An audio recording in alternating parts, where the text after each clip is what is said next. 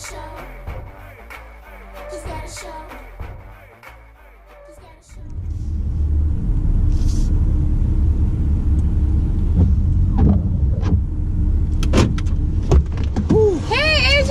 up? How are you? Cold. A little cold out? Just a little bit? Yeah, good. I'm so happy to have you. You ready to hit the road? Yep. Alright, so tell me the story. How did you land the role on Showtime's new series, The Chi?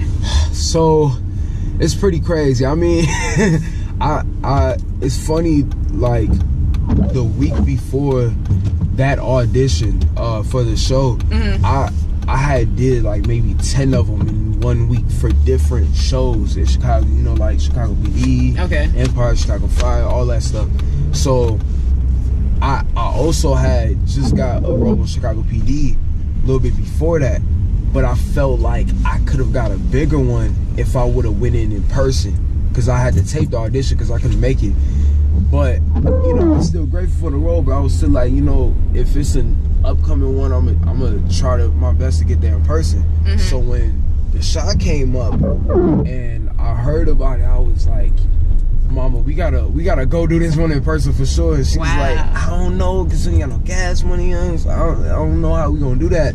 And I was like, I will figure it out, because we gotta get there. Yeah. So yeah, I just had a real good feeling about it, because I was studying the lines and everything just felt so natural. And like reading the little bit of the script that I had at the time, I felt like it was gonna be a real good show. So I came in and I felt kind of weird at first, because in the audition room, I was the only one like just chilling, you know what I'm saying? Because I had like studied the lines like comfortable, you know what I'm saying? Yeah. So I'm just like chilling on the couch like this on my phone, you know, playing with Snapchat filters, and I'm like looking around everybody like, you know what I'm saying? But I did it, and apparently I did it real good, because they responded in a real good way. So they were like telling me that that I was doing real good, which I was not used to, because usually in auditions people they just look at you, you know. So it was real good though. Like everything felt natural, so I felt like I was gonna get the role. So as soon as I got out the room, and as soon as I got back on the street, I was like, Mama, I got this one for sure. That's awesome. Yeah, it was crazy. So you all just got picked up for season 2. Yeah. Where were you when you heard the news? I was at school.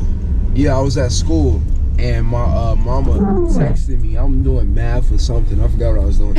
And she texted me, and she was like, just like, congratulations and everything. Wow. So when I seen it, I was like, oh! And I stood up. Everybody was like looking at me crazy, because it was all quiet.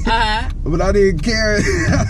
I just started running around the whole school, because I was just happy about it, because the show is like such a special show. Of course. It's so real. So I'm real excited about it. I'm sure. Yeah. So that's interesting to me, because you actually are, so you're not homeschooled, you actually are going to school. Yeah. So what is it like being around your peers, since, I mean, you're a superstar?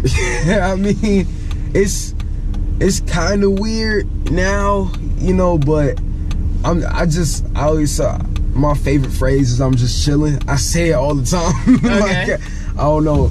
I feel like everybody who's been around me for a long time, they kind of just act the same. But it is kind of weird sometimes. I walk through school and everybody will like stop me and everything. Yeah. But it's kind of crazy with my schedule, because one day I can be on set, then I gotta get back to school, and then the next day I'm supposed to be in like Georgia or something. You know what I'm saying? So, but it's all good, you know. So do you think it will get to a point where you may have to be homeschooled, or are you just gonna go ahead? Like, how old are you? What grade are you in? I'm 15. I'm a sophomore now. Okay. And I think, yeah, I might have to do homeschooling soon, because my schedule now is like ridiculous.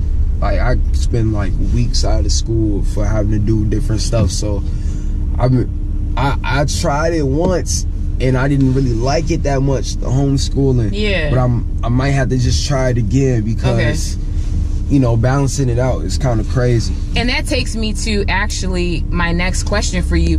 How have you learned? How are you balancing a career that some people go to school to get, but you have right now? You're in school and your private, your life, your actual personal life. How are you balancing all that?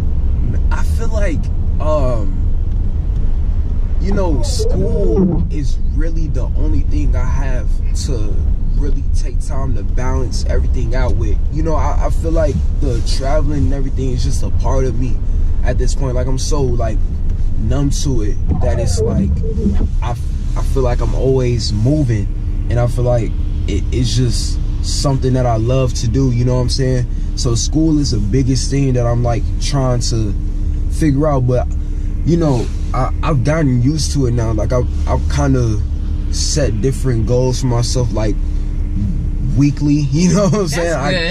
I can't really do them by like a year or by a couple months anymore, because everything is like something could pop up like that. Always changing, right? Yeah, so I just weekly try to figure out what am I going to do to make sure I can do this and at the same time finish his homework, you know? That's awesome. So, really, really good. So what drives you? What motivates you?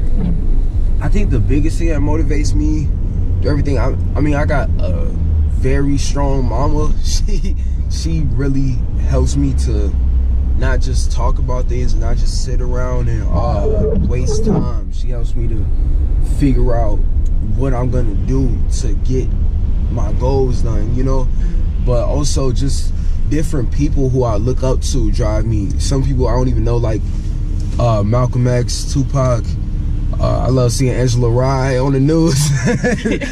So I just watch different things and see different people talk that I feel like I can relate to, and it really drives me to keep going because I know they did too. So I just have in the back of my mind, if I can keep going and just speak my truth, maybe another kid later on can take that from me the way I took it from people like Tupac, you know? That's awesome. So, AJ, if you had your choice to do a car share with 3 other people, like I'm gonna go pick up 3 other people, dead or alive, famous or non, athlete or no athlete, just 3 people. What 3 people would you want me to pick up right now to share this ride with us? Man, let me see. I would say, let me think. Dead or alive? Dead or alive, famous, non-famous, anybody you want. 3 people. I would probably have Bernie Mac in the car for sure. Dope. I like that. I like that. I like where we're starting. Okay, who else? 3 of them. 3. You got 2 more people. Got Bernie Mac. I would have let's see. Man, it's okay. Bernie Mac, because I feel like I would be dying laughing the whole ride. Me too. And then for the second part, I would have Vic Mensa. Wow, okay. Because it's just a car ride, but I feel like he really like he seems like, I've never met him. Okay. If I did, I'd probably flip out. He just seems like the type of dude. He's a cool dude. Yeah, he's a for cool sure. Dude. And he's just the type of dude you can have like a long conversation with. Okay. And then one more person. So one more. Let's see. My granddad. He passed away. He passed away in 2012. Sorry for your loss. Yeah. But he really taught me a lot about the world, and he always taught me to give to other people. Okay. But people in my family know he was one of the funniest dudes ever. Like, he always talked about people, and he was just a really cool dude. So I would have those 3 in the car for sure, because I feel like that'd be an epic car ride if somebody recorded it. Oh, we would still be rolling. It'd be you and I here. I think it'd be dope. So I love it. Okay, so what's been the biggest pothole in your career so far? Pothole? What do you mean, like? A pothole, like we're driving and you know how you hit a pothole and it has you all, you know, you're not balanced, you're just an issue, a problem. Right. I mean, I think it's something that I always gotta just push through, but just different people like trying to like slam doors in my face, you know what I'm saying? Okay. Because I also on a non-for-profit called Build a Bosses, and I try to teach young people how to be entrepreneurs, how to recognize their own self-worth, and then also how to serve in the community. So I do that and acting at the same time, you know what I'm saying? And I done been through a whole lot because of the color of my skin. My whole life, you know, from different people like the police or people in my school. So I expected that coming already in the world as I grew older, you know what I'm saying? But the biggest thing for me that kind of like bothers me is sometimes how my own people can shut me out because maybe my age or feel like I should be as honest as I am, you know, just different things. But I mean, that's something that I feel like everybody has to go through, just people trying to take negative out of something positive somebody's doing, you know what I'm saying? So it's whatever. But yeah, I just keep trying to push through that stuff. But I think that is kind of a pothole for me sometimes because it does bother me. But you know what I mean, I got tough skin, so I just keep it moving. Well, I know we're almost up, or I know we're almost at your destination, so I got one more thing I want to ask you. For all the young aspiring actors out there, what's a single piece of advice you would give them? I would say a couple things. To work hard and train, you know what I'm saying? Just keep training and building your resume up and networking with people, you know. Also to really stay humble and stay like persistent, because you might feel like 1 month this is not gonna work, period, you know what I'm saying? I've been doing this for a long time, because it took me years just to get to a point where I can have a role like the one I have on The Shot. So I just say, just stay humble, stay knowing if you really want it, then you gotta just keep pushing for it. And then the last thing is just have in the back of your mind that you can do anything you want. It's a cliche, but it's really not, because I think the things you put in your mind, you can really put in the world too. Like if you feel like you can do whatever you want, if you feel like you can be an entrepreneur and you work hard at it, you can do it. So just keep positive things in your mind, keep positive people around you, positive energy in general, because that's just gonna make a positive outcome. I like that. Yeah. Well, AJ, we want nothing but much success, continued success for you and your family. I appreciate you for the interview.